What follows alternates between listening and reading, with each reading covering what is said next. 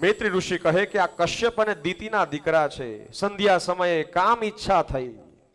સંધ્યા સમયે કામ ઈચ્છા પૂરી કરવા માટે કશ્યપ ઋષિ એને કહે છે.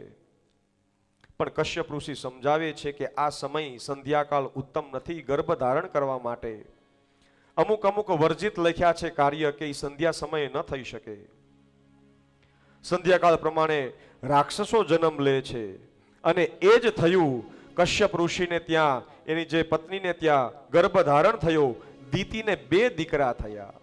એ દિતિ ગર્ભ ધારણ કર્યું. એ રાક્ષસોને જન્મ આપ્યા. એ રાક્ષસો કોણ હતા? એ ભગવાનના દ્વારપાળ હતા. જય અને વિજય હતા.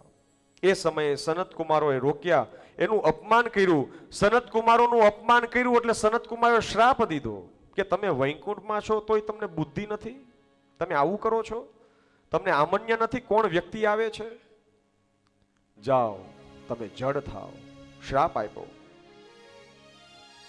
તમને અધિકાર નથી.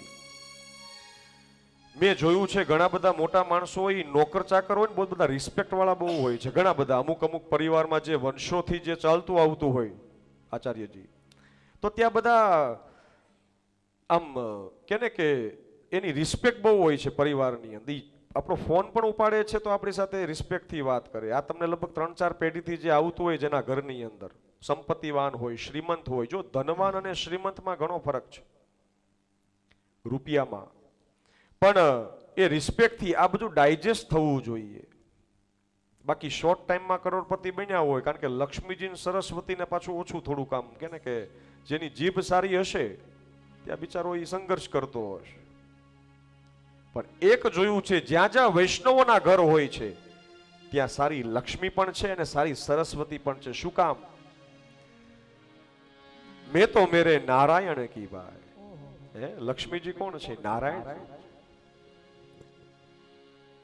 એ તત્વ આપણે બહુ ગાશું તો પાછું આમાં આપણે લાંબુ નહીં પહોંચી શકીએ. આપણે મહારાજ શ્રી આવ્યા છે, નલિનભાઈ શાસ્ત્રીજી, પછી આપણે સત્કાર ને બધું આપણે કથામાં આગળ લઈએ. તો એ તત્વ સનત કુમારોએ શ્રાપ આપ્યો. એ શ્રાપને કારણે પહેલા જન્મની અંદર હિરણાક્ષ અને હિરણ્યકશિપુ થયા. બીજા જન્મમાં રાવણ અને કુંભકર્ણ થયા. ત્રીજામાં દંતવક્ર એટલે કે શિશુપાલ અને દંતવક્ર થયા. આ બધા જન્મ થયા. હિરણાક્ષને માર્યો, પૃથ્વી સ્થિર થઈ. પછી મનુ મહારાજે રાજ્ય કર્યું.